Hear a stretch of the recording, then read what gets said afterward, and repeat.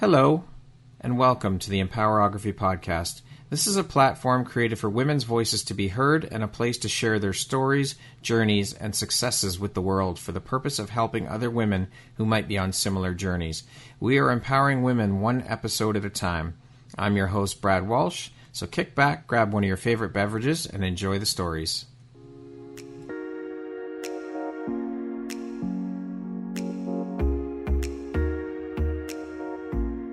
The world needs to hear your message and your story, so don't deny the world of that gift within you that the universe has given you. Someone out there needs to hear your story because it will support them in feeling hope, inspired, and even transformed. Do you want to discover how I help get my clients out of their own way, show up, and confidently share their message? I would love to extend an invitation to you to join me in my free masterclass, Start Your Own Podcast from Idea to Implementation, on Wednesday, April 5th at 1 p.m. Eastern.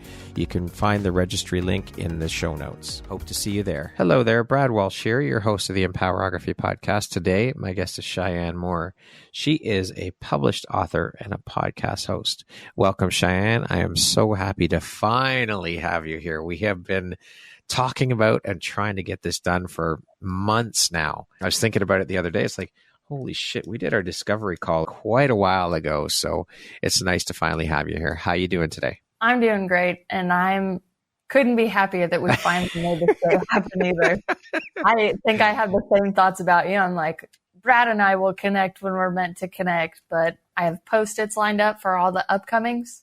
Yeah. So I just kept changing your Post-it out and stay in place. I was like, okay, it's getting pushed back, but it's still happening. It's on the calendar. So yeah, for sure. I'm very happy we're finally doing this. I've been looking forward to it literally since I booked it the first time. Me as well. I'm very grateful and happy to have you here too. So with that being said, let's jump in and get started. So Cheyenne, what inspired the journey for you into the world of writing? Journaling ever since I was a kid. I had a grandma that actually journaled everything verbatim since she was a girl. And I remember going to her house and she would show me her journals. And one, I loved her handwriting, but two, I just loved how she really was able to remember everything because she documented it so well. Yeah. So even from just, the Dear Diary, I like Brad face.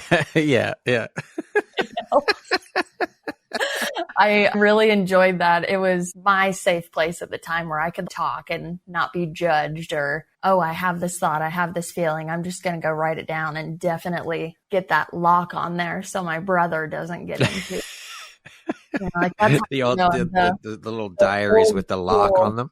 Yeah, old school. And then you'd lose the key and you'd have to bust the lock anyways, which is always what happened to me. I eventually moved to notebooks, but yeah, it's been with me for probably since I picked up a pen and learned. I was just enthralled with it. Love it. So your grandmother was the inspiration then really for you starting to write.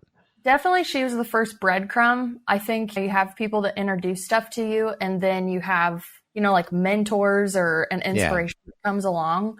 And I definitely remember when I got a hold of poetry in 4th grade and I was just like, I love that better because sometimes writing paragraphs just, I'm a big run-on sentence writer. I was like, no, I don't care about punctuation. Let me just get these thought streams out. So when I met poetry and I could condense it or even hide what I was saying in really pretty words, basically, thank you, Miss Martin, my 4th grade teacher is probably the best for that. And Grandma. We got to thank Grandma. Grandma, Miss Martin, little author things. I remember I got to publish a paper when I was younger and take it to an author feature night at my school. Yeah. And I was shaking. I was so excited and I was so nervous and I just couldn't believe I was there. But I was like, I'm in front of a real published author and they're taking time to talk to this little 5th grade girl about a story I named Malupaka, which is literally where I live in the woods with all the animals and I talk to them, I live with them. So maybe it was like my take of Garden of Eden at the time, only I actually lived in the woods with them. But yeah, I named all the animals and whether he actually thought it was good writing or not, he just praised the crap out of me. Yeah. Oh, I'm a writer. I love it.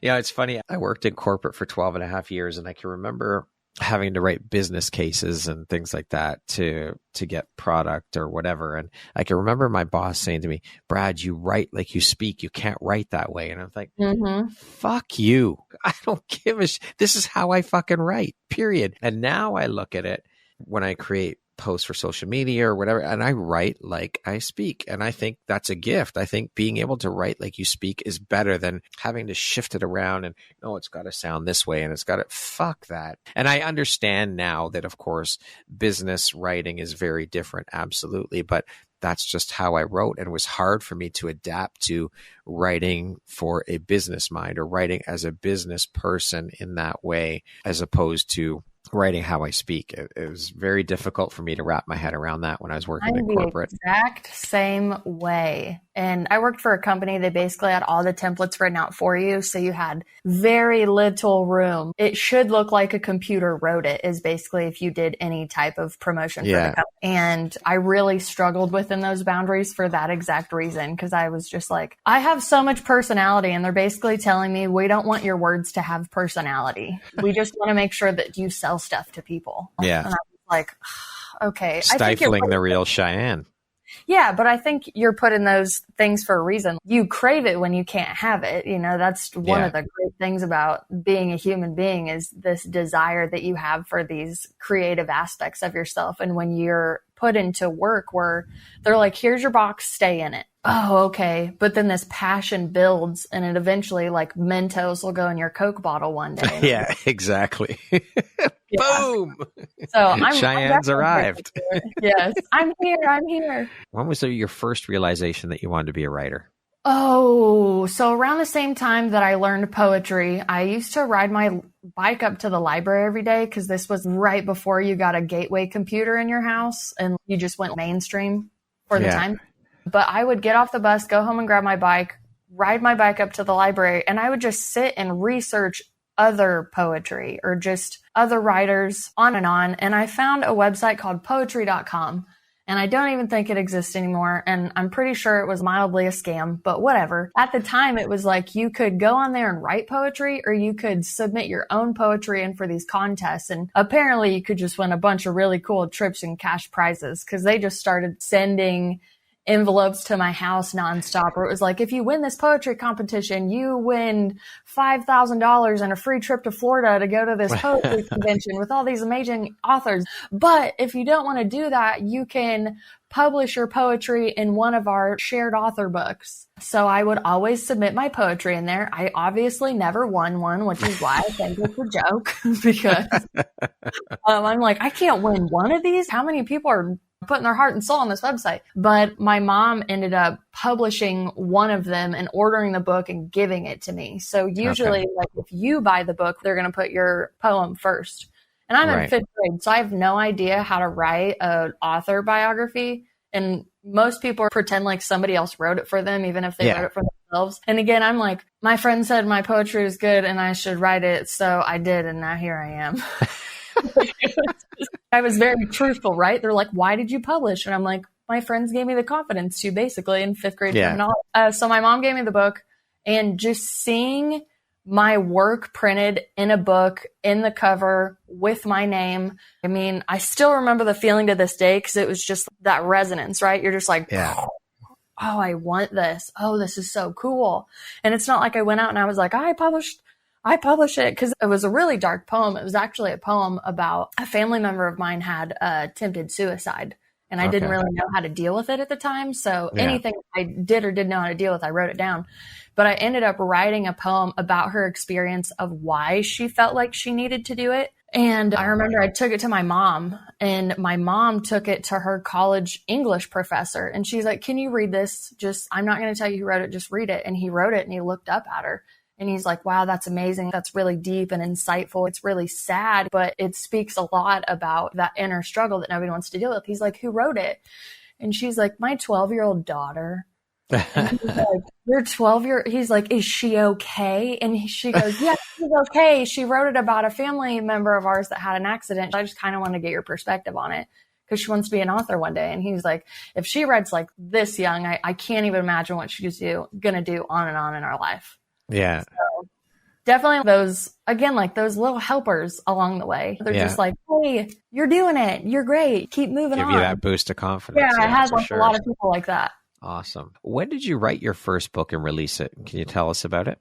Yeah, so let's try not to make this a 10-minute answer, shall we? I just actually published a small poetry book last November, and I did it through a self-publishing app called Poetizer, because I still have no idea how to really navigate through all the publishing stuff, and I'm so supremely guarded about my work, the way that I want it presented, whether I want it flawed or I want this picture, I want the words to sit on the page this way, that I'm almost scared to go through the editorial and marketing teams of a big publishing company. It is one of my dreams one day to be in Barnes and Nobles and all of that fun stuff, but 100% creative control is what I need to be able to trust myself to create and go through it. So I found Poetizer and I just started writing on there through what I would call like a shadow work period, because I do a lot of poems during that time to really get like the ick out. But it's the ick that nobody wants to talk about. So I thought it was really important to do a small consolidated piece in a poetic form of just thought streams that would come in as I was unwinding these parts of myself.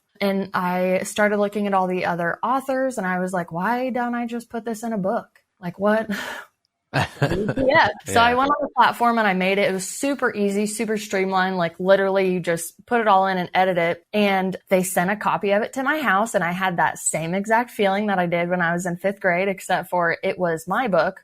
And it's actually called Recording the Soul. So the part of it is where all of us, I believe, are hooked up to the same divine energy, if you're speaking in terms of collective consciousness. So we're all still energetically connected somehow. So all of these thoughts that I've pulled out were after meditation sessions or before purging sessions almost. But I still thought that most of us have went through a phase of this. So I named it Recording the Soul, as in the whole collective soul. And this is just a purging of negativity that has decided to come out through my vessel. Very cool. So it's vulnerable for me because these are things that I've observed. These are things that I feel. These are questions that I have. These are memories that I have that I found repressed, and they serve their purpose and their time. And now this memory is serving me on a different energy level. I came out with that. I didn't do a bunch of super crazy promotion for it. I just let people know through internet a little bit and on my podcast forum. And then Poetizer actually reached out to me a couple months later and asked if I wanted to be one of their featured authors of the day.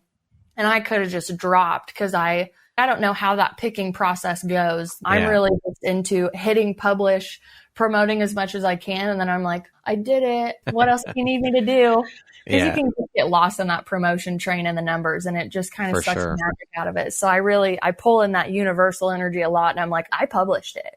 I can't believe I did that. And I did an author feature. And again, just seeing my name in an author feature, I just thought it was the coolest thing ever, because honestly, a lot of the journals that I've kept when I was younger, I had aspired to just publish the journals for all of those kids that hide in their journals and they don't want anybody to see the stuff that they go through. They want to go out with their mask and then go back to, their authentic self almost in their journals. So I honestly was never going to publish any of it for the longest time because I felt ashamed of a lot of the dark thoughts that I had. So me waiting for so long and then finally doing it just last November, this was kind of my test for myself, publishing and getting back out there. Because I actually have another book I'll put out, I don't even know, I would say within the next 6 months, but I always add another page and create a little more. But it's actually a poetry book from a lot of these journals, a lot of the places that I lived, a lot of different versions of Cheyenne is what I like to think.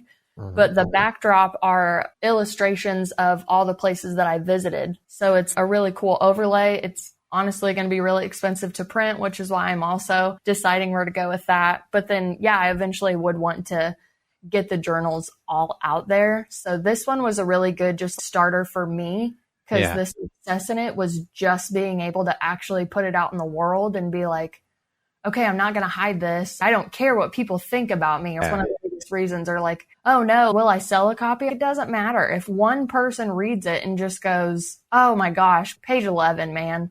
You just get me. Yeah, perfect. That's why it's out there. My main goal is to be a book in a thrift store with dust on it. And this sweet little lost 18-year-old soul just picks up my book and like flips through it and goes, yeah, I have to take this home with me. Let me go connect with this author that probably isn't here if it has dust on it and it's that far back in the thrift store. But I had that moment, and those authors that aren't on the same physical plane with me were the ones that really inspired me too. So that was my pay it forward, where I was like, yes, I want to be a New York Times bestselling author, but the ultimate goal is to end up in a thrift store after my high rise and just help those people. We all gotta find a way to work together. And that's right. My working is through the writing for sure.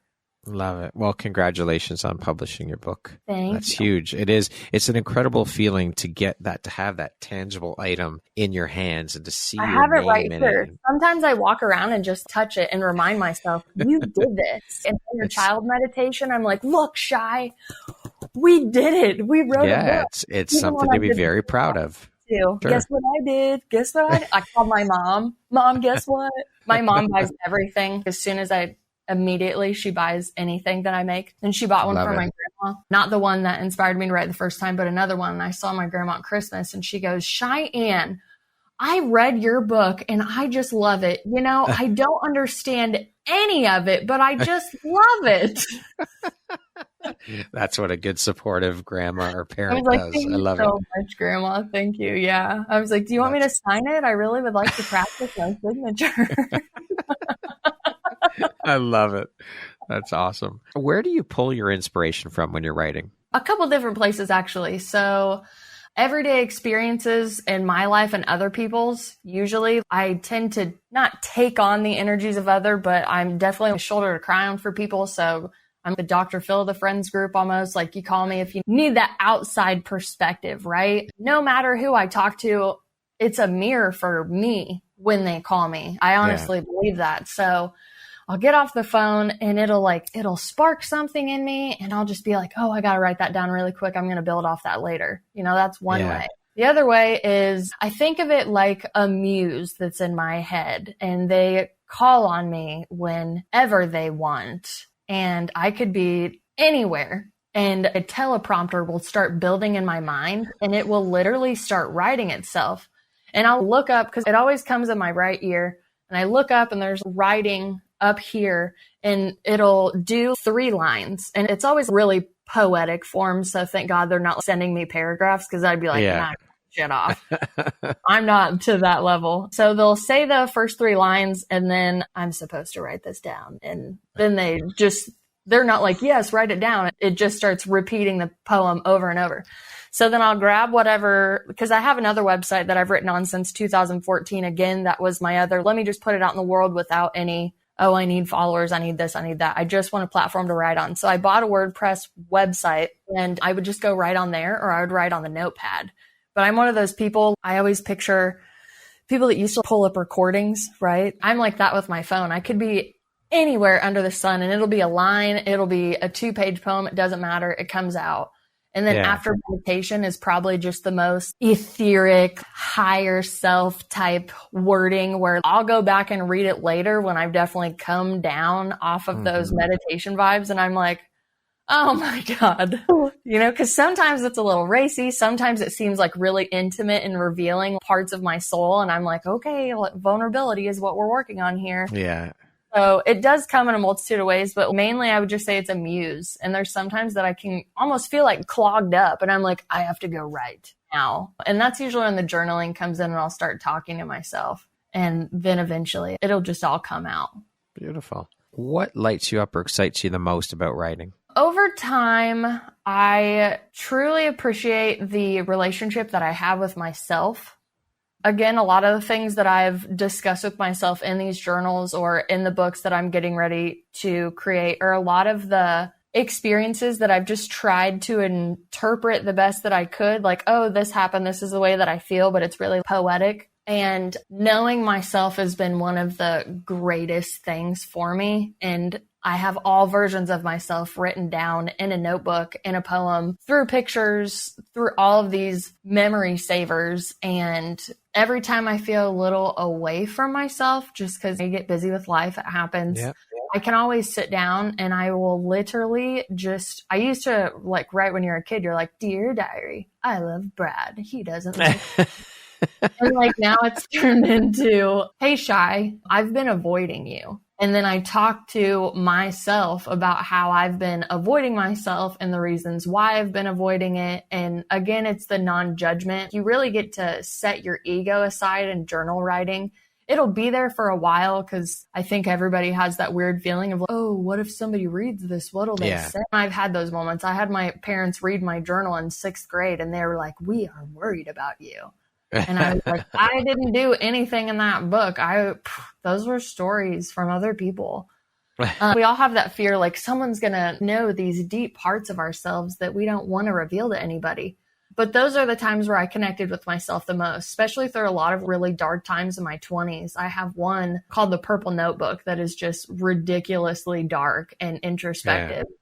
Yeah. And it's one of my favorites because I would actually have a friend that would come and write in it with me randomly, or he would send me his writings. And I thought that his writings were just as profound as mine were when I read them. I could really connect with what he was writing. So when you flip through randomly, there would be my writings and his writings going back and forth. And I still read that to this day because I survived a lot of those times that I didn't think I was going to survive. And I have proof of how dark it really got for me, but it was still very sweetly poetic. And when I look back on it, I'm just like, thank you so much for writing this down so I can still heal these parts of myself in a later part of life when I feel stronger and have a better definition of my emotional code. That is beautiful.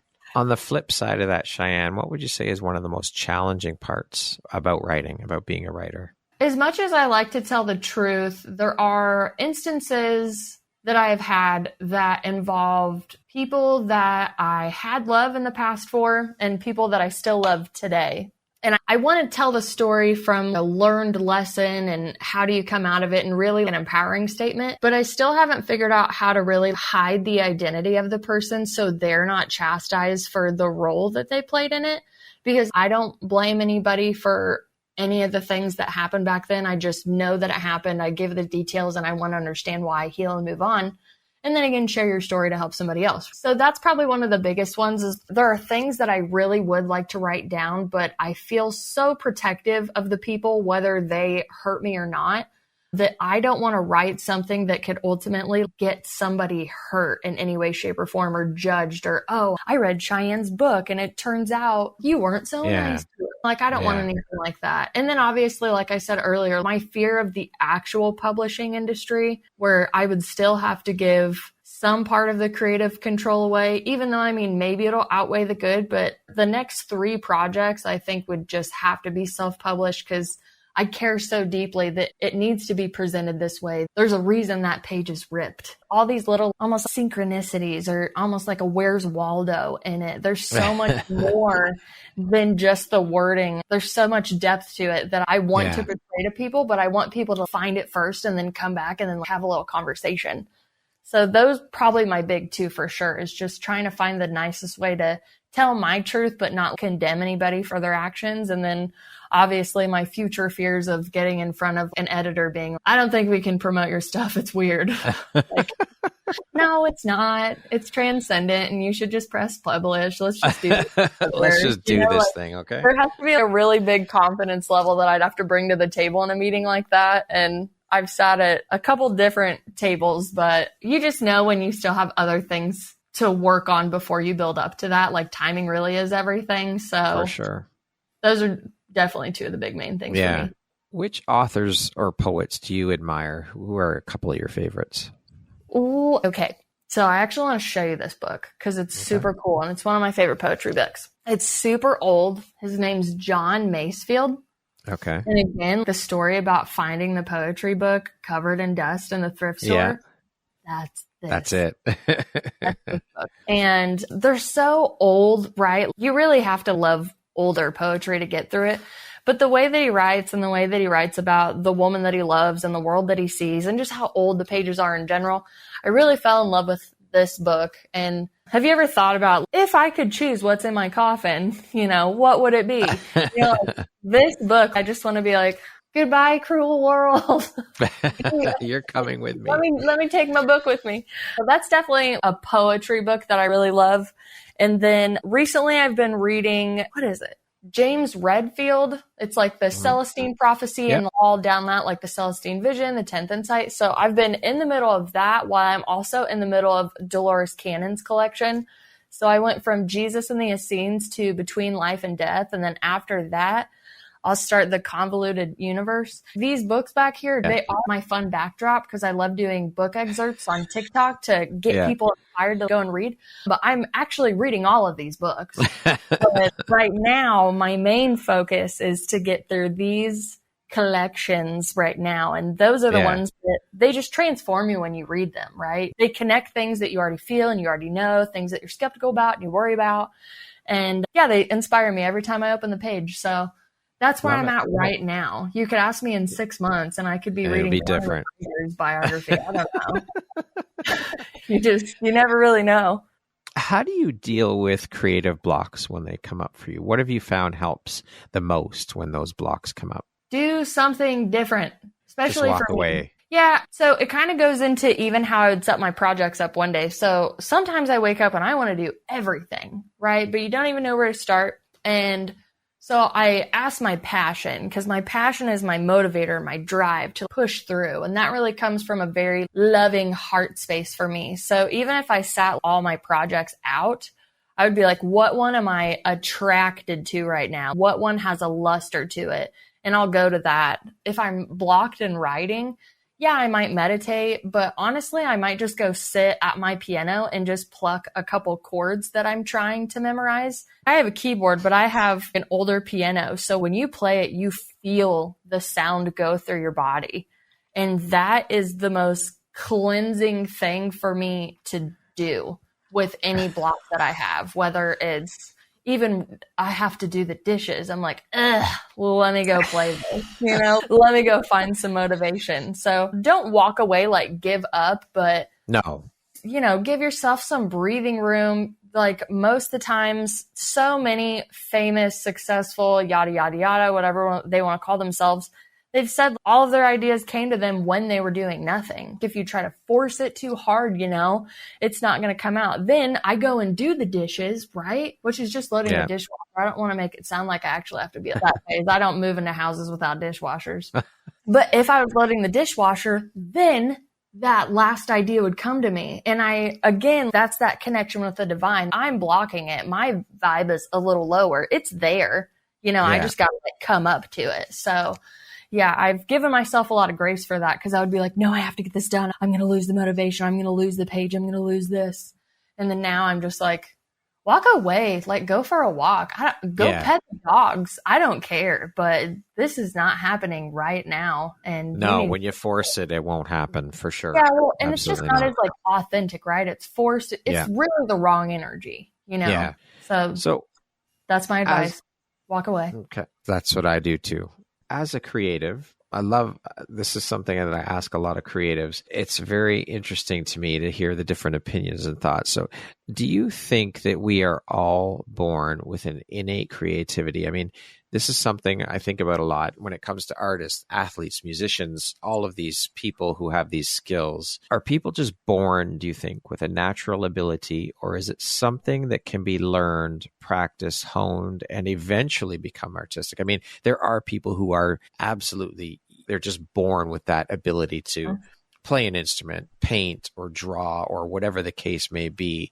And yes, it has to be worked at by those people too, but it's almost like they are born with, let's use musicians, a guitarist. They're born with a guitar in their hands. They come out with that guitar in their hands and they can just play. And do you think it's an exceptional level of skill? It's beyond. You think of Jimi Hendrix or Eddie Van Halen or people like that, or Picasso, or, artists like that. They're just, you would think that they came out of the womb with a paintbrush in their hand, right?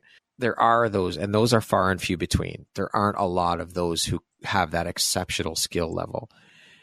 But do you think that anyone else can achieve that same level, that same exceptional skill level if they practice at it? Or is that unattainable? You have to kind of be born with that gift. Oh, Wow. Okay. Let's pull this apart.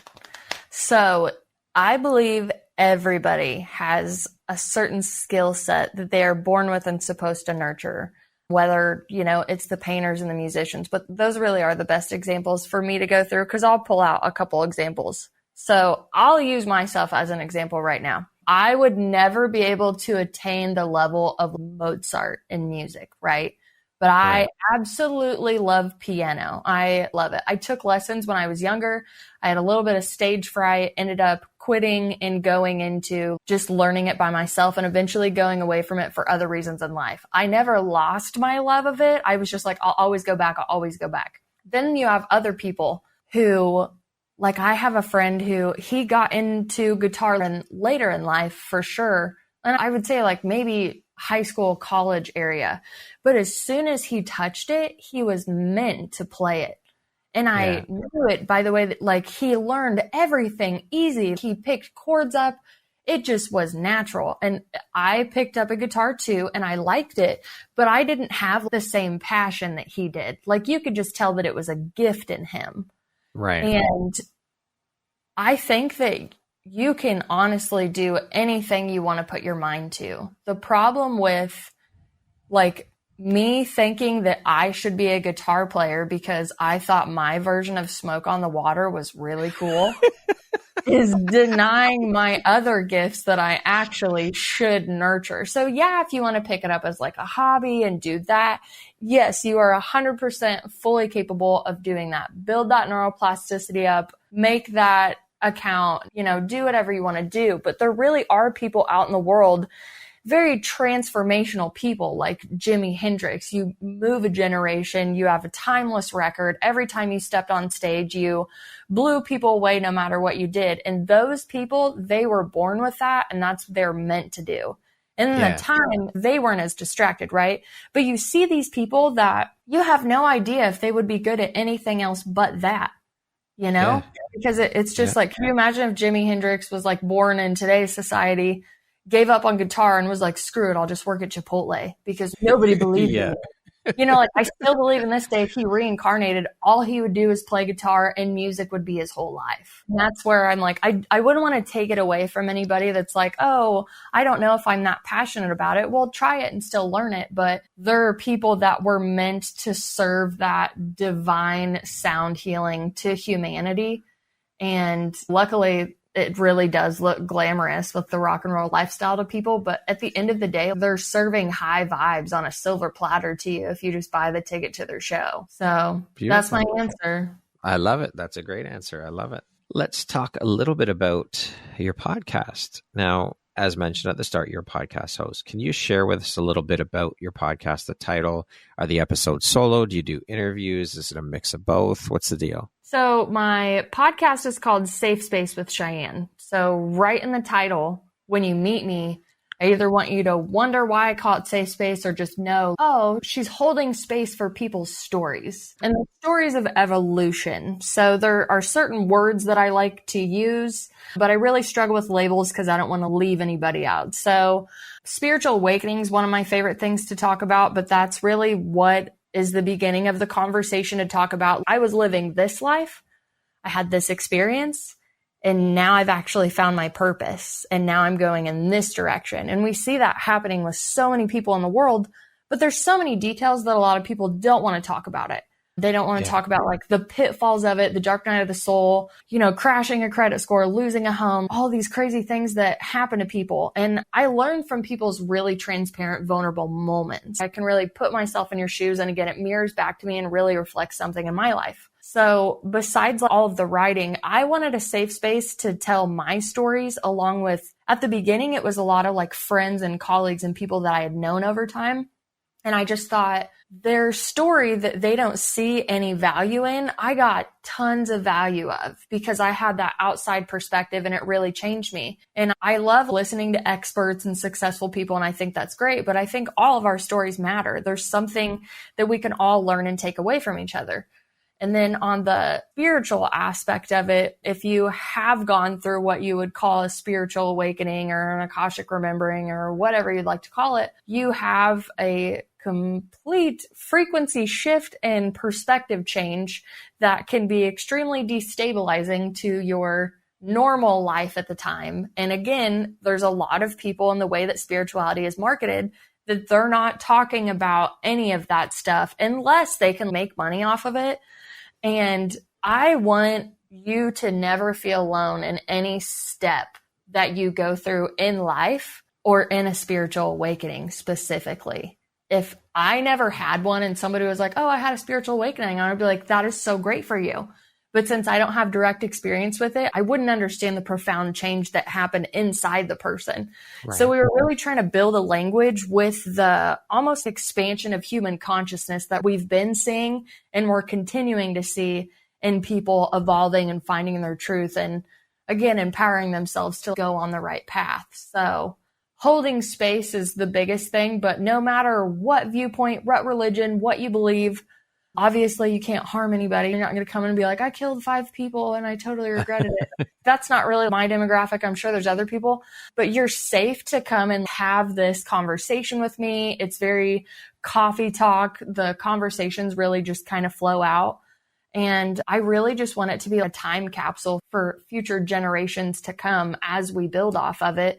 Because I pictured the podcast, or even like, you remember like music you would listen to in your car, but you wouldn't like tell anybody, right? Yeah. Yeah. So like, I want to be that podcast for those people that don't know where to go for the information or the resources.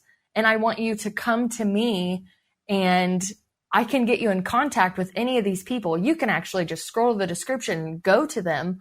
Or, you know, if you're having a tough time, you can send me an email and I'm just going to like help you out a little bit. You know, it's so crazy. There's 9 billion of us and there's a million ways to connect. And we're all still like, I'm so lonely. I'm like, well, yeah, I hated feeling alone and I love being there for people. And I also like pointing them in the right direction when they just get a little bit off their path. So here's the show, here's these references, here's these people, and whatever like modality you're interested in, right? Because not everybody heals the same. So my goal is to bring on a bunch of different modalities.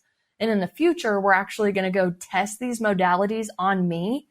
And so I'm preparing to do that because we're even going to do like a Costa Rica documentary where we go do ayahuasca in the jungle. And I know a million people have done that, but that's fine. I come from a very small town where if you know what ayahuasca is, you're about 1 in 5 in the town that do. And that's fine because it's not their niche. It's not their healing thing.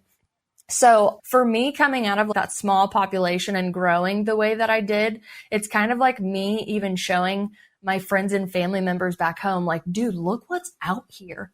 Yeah. This is so crazy, you know, and just also I want people to vicariously live through my experience the best that they can because they're scared to do it themselves. That's what I do when I go and research. I go and check out other people's YouTubes and Instagrams and I'm like, oh, I wonder if I could do that. And I really hone in on their experience and other people living for me at a time before I'm ready to experience is vital to my progression as well. But it's kind of like the pay it forward aspect of it too. Yeah. And I want to do this. And I'll have people write in there, can you do an episode on this? I'm like, oh my gosh, I would love to. I would also love to go and do a video of it and show you what it feels like afterwards.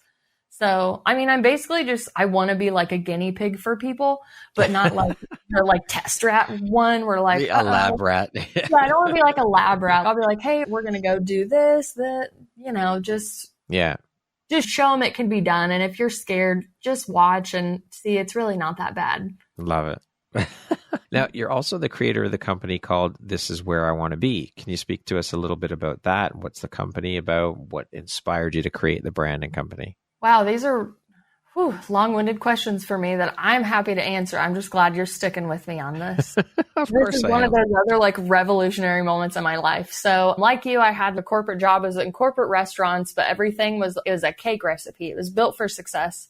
So you really didn't get to put your own stamp on it, the creative suppression, right? And me admitting that I was a creative because I'd been like a sidebar creative and I would go out and love everybody else's stuff and just please don't give up. You're doing so great for the world. You're inspiring people. You inspire me.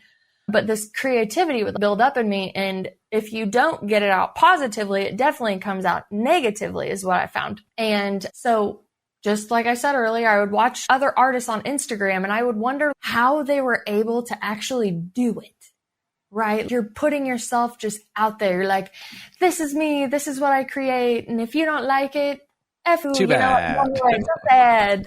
Yeah. And I mean, I have that rebelliousness in me, but I have such a protection over things that I created that it is like I was stifling myself. So I watched this one tie-dyer.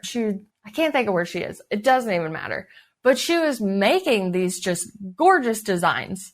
And I was like, oh, that looks like fun. It was almost like my inner child was calling to me. So usually if I want to start a new project, I'll go and buy all the material immediately, put it in the cabinet for a month while I research more. And then I'll wake up one day and I'll be like, today's the day. We're tie-dyeing. So I actually tie-dyed for a week straight and it just elated me. And I kept doing it because I hadn't felt that happy in a very long time. I was really just bogged down by work. I was like, this is adulthood. This blows. So it was honestly like oxygen to me at that point because I just felt so dead inside from the work that I was doing. And I would do it before work, which was really fun because I didn't use gloves. So I had massive amounts of color all over me and that stuff doesn't come off. So I would go to work with my hands covered in color and then people would be like, anybody I talk to, oh, what's in your hands? And I would have to tell them, I do tie-dye and I do this. And I'm just noticing how happy I am. Because again, I haven't been happy in years. Happiness has eluded me this lifetime. This is who I am. The person that sits in front of you today is not the girl that I'm referencing, right? Definitely a lower octave of myself. So 2 parts to the story. I start out with a lot of bandanas because you could do practice designs. And I found a bunch of different stampers and I would do just whatever I wanted to create. And one day I was making tags for the bandanas to take them to work. And I stamped one and it fell over the fireplace and it started spinning like this. And it looked really cool, kind of like a video that needed to be taken. And when it stopped spinning, it said, this is where I want to be. And it was like an epiphany because I was like, yeah, I'm so happy right now. This is where I want to be. I do want to create things that make people happy and make people feel good. I was like, oh, that's so interesting. Well, I started making so much, I didn't know what to do with it. So I started taking it to work and giving it away as prizes to my employees because they were all younger. So they loved the shit out of tie-dye. So I was like, this is great. So I started giving a bunch of tie-dye away. And then somebody came up to me and they're like, I would like to buy a bandana from you. And I was like, what is this? You will buy my creations? And they're like, yeah, they're badass. So I was like, okay, it's $5 for that, not even a thing. And then somebody came up to me. They're like, will you make a t-shirt? Will you make a tapestry? Can you do our team's shirts? Can you people just started floating in randomly. And I was like, this is so freaking crazy. And immediately I'm like, this is going to pop off. The government's going to find out. And they're going to be like, you owe us a bunch of money like from a business that's not even created, right? Because I'm always like, if you want longevity, you really should just get your shit in order if you want to have a business. Establish it if it's an LLC, make sure you do all your stuff. And I mean, besides the nanny on the list, I can't wait for my financial advisor to come in and be like, I'm here for you, Cheyenne. Because I do not like the admin side of stuff, but I need it to be able to grow. So I eventually made This Is Where I Want to Be LLC. And the title is so freaking long because it's like a mantra. Like if you said it to yourself in that moment and you're in a place where you don't want to be, it dings at you. It's just like, I'm not where I want to be. How do I get there? So it's a seed planting company as far as the title. And it started out with just tie-dye. And then I really fell in love with redoing older clothing. So I would find embroideries, old towels. Flannels are honestly my favorite. They're so great. I do bleach dyes and then I'll do embroidery. And the most requested thing I get is I call it channeled patchwork. So I'm a big affirmation person and I will basically make a patch pertaining to you, your journey, what you need. And it's right here. So if you have an anxiety attack, if just things are overwhelming, you literally lift your shirt up and your affirmation made specifically for you is like right here on the shirt. And that just came to me randomly, and they went apeshit at one of the first shows that I did. I also sold them a lot cheaper at the time because they were cheaper to make. Now there's so much love that goes into them. It's definitely a higher price point. You got to know your worth the more you build your business, right? Yeah. It's a very big passion project for me. So I pick and choose the shows that I go to really based on the type of people that are going to be there. It's not really like a craft fair place because those people are searching for deals. They're not searching for themselves. Yeah. If you're searching for yourself in any way, shape, or form, you're going to walk into my booth. One, the incense is probably going to draw you in there. I have beginner crystals for people that like to do that. I have a traveling library where you can come and get inspired. That Awesome. business was the beginning, but it really is a physical manifestation of the podcast where I get to meet you, you get to meet me. We get to share stories. And if you like any of these designs, these shirts were made for somebody, but I have no idea who they're made for. I just made them. I put them out in the universe. And if they're for you, they're for you. Good. Great. Awesome. Love it. What do you think is your unique skill set or superpower that's helped you become successful, Cheyenne? Resilience is the first thing that comes to mind. And the second one would be my rebelliousness. Because usually people look at as rebellious as being a bad thing. But remember, Jesus was rebellious and everybody loved that guy. But if I wouldn't have been rebellious in a lot of past situations, I actually would have hurt myself a lot more. And I think I would have been stuck in situations that had actually expired and I didn't get out of. Not that I'm saying, yes, go be rebellious and tell your boss to fuck off. No, I'm not saying that. I'm saying there were times where I was asked to do things that went against my moral compass. And I would go outside and I would stare up at the sky and I would be like, being human is weird, right? I'm talking to the all-encompassing energy above me. I said, being human is weird. You give me free will. I have a moral compass. I have my faith. I know what I believe is right and wrong. And here, I'm an adult being told by another adult that I have to do this in order to keep my job. And it goes against everything I believe in morally. And when I express that to said person, that doesn't really matter. It's just, hey, your job's on the line. You have to do this. Yeah. So I was really conflicted at those times. And I ended up taking the rebellious route and whatever happened had happened. But they were so inspiring to me to stand up in those moments. And then the resilience afterwards, because you're like, well, hell, what do I do now? You know, I bit the hand that fed me, but the hand was poisoned. So now we got to kind of get this stuff away. So that, and then I can talk to anybody. At least for the most part, I think. I've interviewed thousands of people just from a job perspective, and I'm on the hundreds list for podcasts. Yeah. And I love and enjoy talking to people. So immediately when they get up, I always tell them I talk fast. I'm kind of like a golden retriever in a human body. I already love you before you know me. So it's a little off-putting if you don't understand unconditional love. But I do love you. And how you doing today? Love it. A golden retriever in a human body. That's awesome. I absolutely am. You know, when you're done with me, I'm not mad about it. I'm like, okay, I'll see you later. Yeah. Cheyenne, how do you define success? What does that word mean to you? That's definitely changed over time. So growing from corporate, success to me growing up was what everybody told me it was. It was getting a really good salary job, getting a 401k, creating a retirement plan, buying a brand new house, buying a car. All that materialistic stuff is really what I was raised. Hey, this is how you fit in with people, right? And then after I gave all that up, really, I still have my 401k. It's a Roth IRA now, just so I can still sound responsible. Success was in publishing. It was just publishing it. And it was being happy and being happy with what I was actually creating and what I was actually putting out into the world. You know, there's that saying where it says, if you die tomorrow, your job would replace you the next day. Yeah. And I remembered that all the time, especially when I had the mindset, oh, this place will fall apart without me. And I think everybody gets that way, especially in manager positions. So it really did used to be extremely materialistic based on what people were telling me to do. And then when I finally got to meet myself again, which has been super riveting the last 4 years, success to me is just showing up and actually doing it. And when I do it, whether I feel it was the best or whatever, I showed up and I did it. And that's more than my past self would have ever done. My past self would have lived this situation in her head and explained to me why she shouldn't do it because of all of these reasons or the way that she might look to people and yada, you know? So definitely changed. But if I just show up and even hit the publish button, right, as a content creator, baby, I'm gold. I did it. Love and it. I high-five myself. I'm like, you did it. You did it.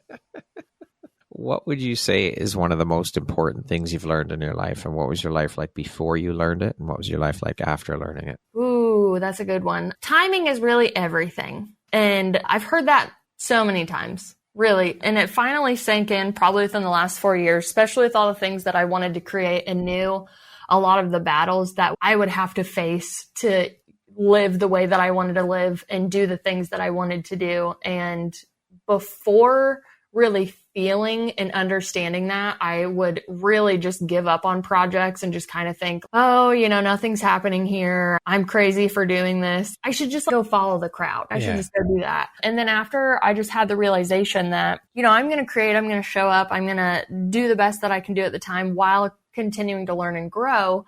And I'm going to leave the time up to the creator up above us all. And when I do that, it relieves me from a lot of pressure of thinking that I can control time. If you think you can control time, can you control the algorithm, that you post all your stuff on, that we all have to work with? So being kind to myself while in those stages is probably one of the biggest things for me too, because I call it the Pinocchio stage sometimes, where like you're going to school and then some person takes you to this place to drink beer and go on a Ferris wheel all day.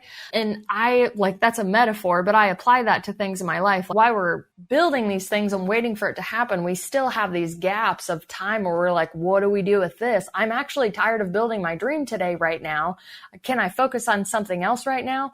But it has to be something that still feeds into the dream and promotes it and pushes it that way. So I have those Pinocchio moments where I'm like, don't fuck up. Don't fuck up. Don't do something stupid. Do not go get French fries right now. That's not a thing. But you will take a nap and it'll run the rest of your schedule for the day. So I have to talk to myself a lot out of stuff like that, because comfort foods are still one of the biggest things that I like to go to sometimes. Yeah. I'm like, oh, you did so good today. Go get you some waffle fries, girl. And I'm, no, drink your smoothie. Damn it. So trust the timing of everything for sure. Divine timing always plays a big role. What does the word empowerment mean to you? Okay. I actually looked up the definition to make sure that I actually understood the definition of empowerment, because I've only used it as, oh, that's so empowering. And I've only visualized it and felt the word, but having it written down, it was different. So I'm just going to tell you what I picture, because anything with power, it's like that emoji that explodes. So usually if I see someone that empowers me or is empowering others, one, it's just filled with absolute love, but I just see the spark go off in people's chest when it happens. And when that happens, you're activating that light inside yourself, those gifts that we referenced earlier. Mm-hmm. And wow, you're really waking yourself back up and trusting yourself and trusting your intuition. You're stronger and you're more confident. And that is the best way that I can describe empowerment, is if it redirects back into you and ignites you and makes you stronger and better and happier and kinder and more loving and understanding, then you're on the right path for sure. Who in your life, Cheyenne, has had the biggest impact on you and why? Okay, I'm not going to cry. I'm not going to cry. I'm not going to cry. I have so many people that I would just be. So my mom is the coolest person ever, but she's also the most badass woman ever. And she's the strongest person ever. I get my resilience from her 100%. Just I get my trucker mouth from her and my sarcasm from her. Yeah. Do no harm, take no shit, right? My mom worked, at one time, she worked 4 jobs and put herself back through nursing school. Because one, she wanted more time with us the more we got older. But I mean, she was a single mom for most of it. Whether she had the relationships, my mom still maintained us 3 kids and her. I'm never going to have another guy think that he's in charge of this. She always wanted to make sure that we were well taken care of. And it would have got to the point where she forgot to eat or something like that. And it didn't matter as long as we ate. She always put all of us first forever. And on top of that, if I had a problem or something like that, she had these really great sayings or affirmations to inspire you. And you're like, I Thanks, don't know. Mom.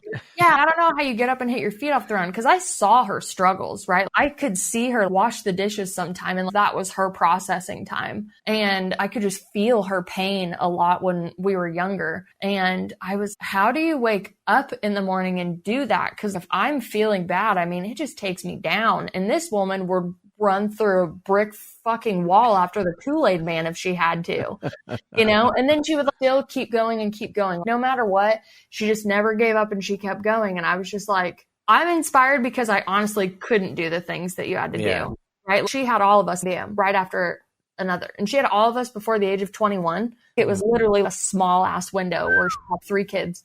So when I turned 21, talk about a perspective, I had a nail salon and she came to visit me on my 1-year anniversary. And I said, you had 3 kids by this age? And she goes, yeah. And I go, Mom, I woke up in a closet today.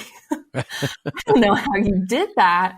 Thank you so much, because I don't understand how you did it. It's just unfathomable to me what you've done. And I mean, besides taking care of my own family, when the money definitely starts rolling in at a faster capacity, to the point where you have so much, you get to start blessing your family members. I'm on the phone with my mom. I believe in bringing your manifestations into the world and talking like they're already here. And I said, well, I hope you enjoy your career because, and she's always, I will work up to the afternoon of my funeral. I swear, I wouldn't even know what to do. I would know what to do with my time. Like, she just knows to work and work. And I said, well, one day I'm going to walk up to you with a backpack of legal tinder.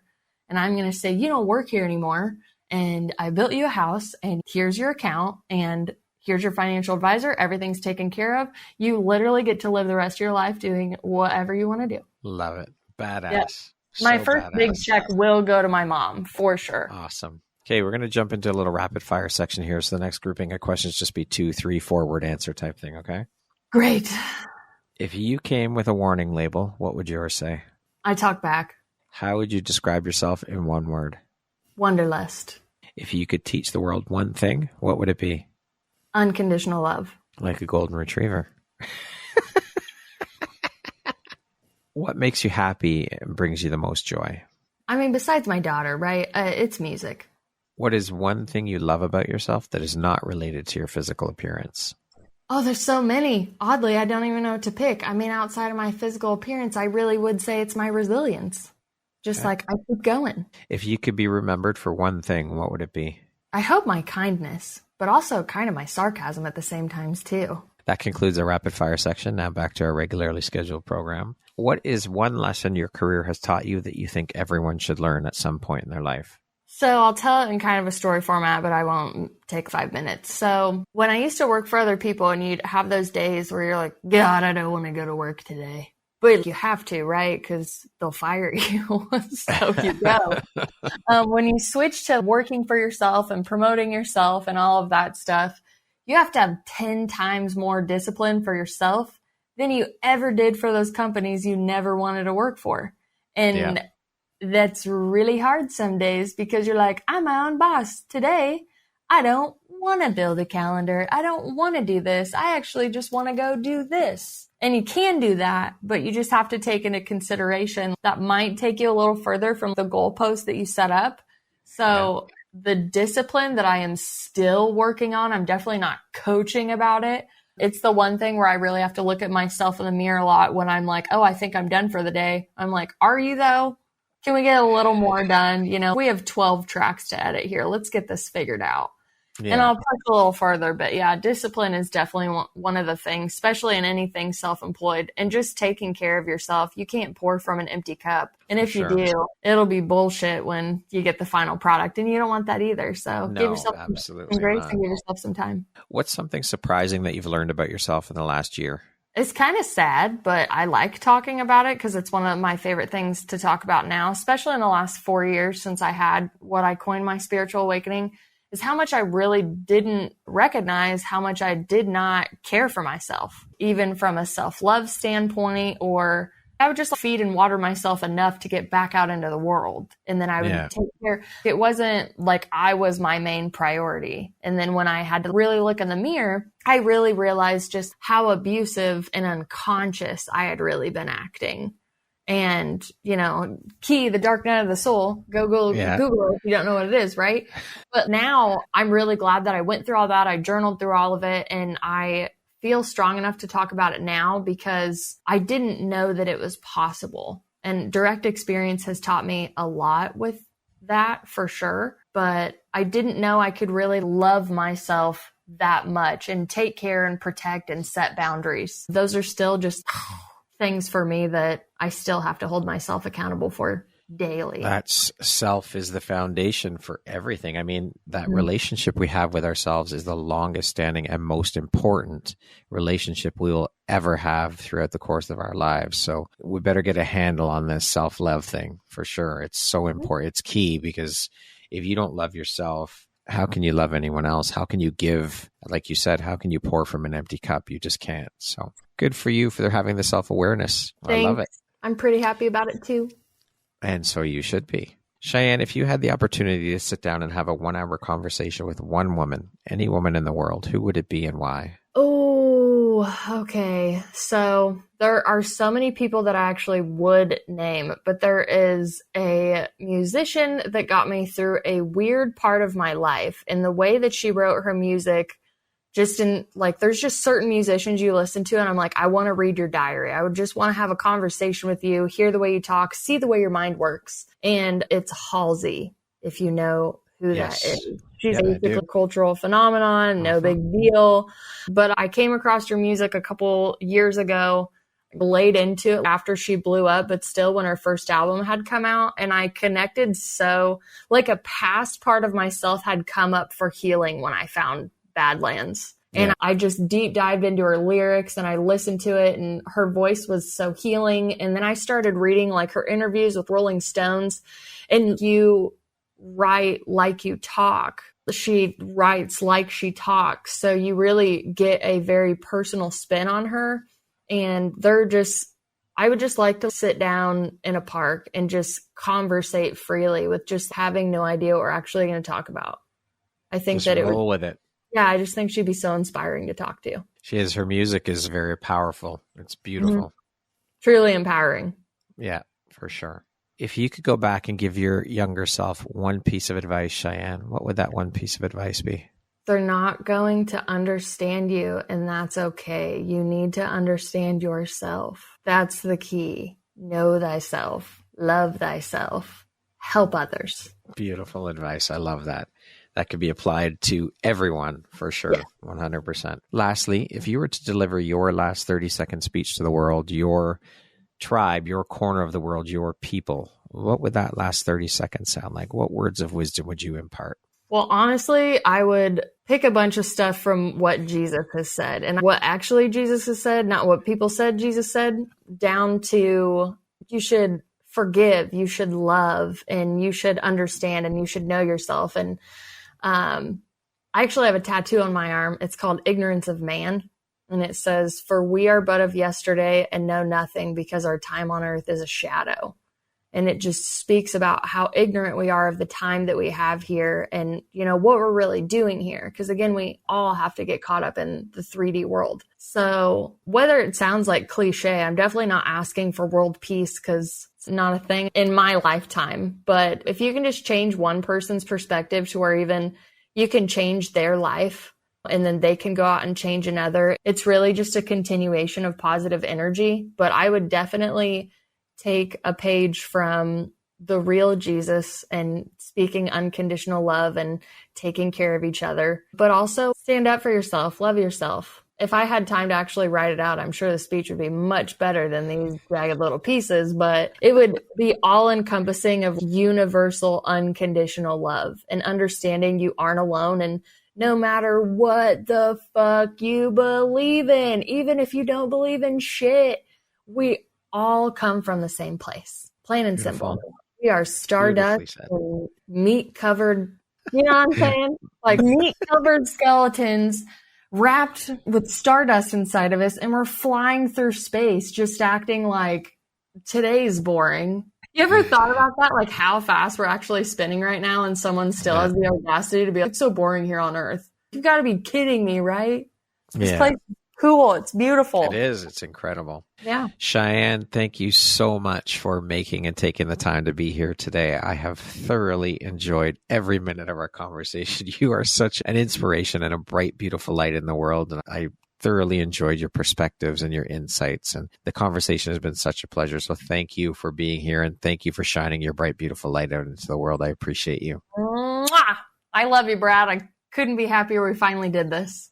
Yes, me too. Love you too, Cheyenne. Thank you so much for being here. I appreciate you so very much. I'm honored to have you as a member of the Empowerography community. Me too. Thank you so much. Once again, my name is Brad Walsh, host of your Empowerography podcast. Today, my guest has been Cheyenne Moore. She is a published author and a podcast host. Thank you so much. I hope you have a wonderful rest of the day. Thank you very much for listening to this podcast. If you haven't yet, please be sure to subscribe, rate, review, and share with all your friends. You can find me at visuphoria.ca and follow me on Instagram at Empowerography Podcast and on Facebook at Empowerography. Please join me next time for another inspirational story from yet another amazing woman.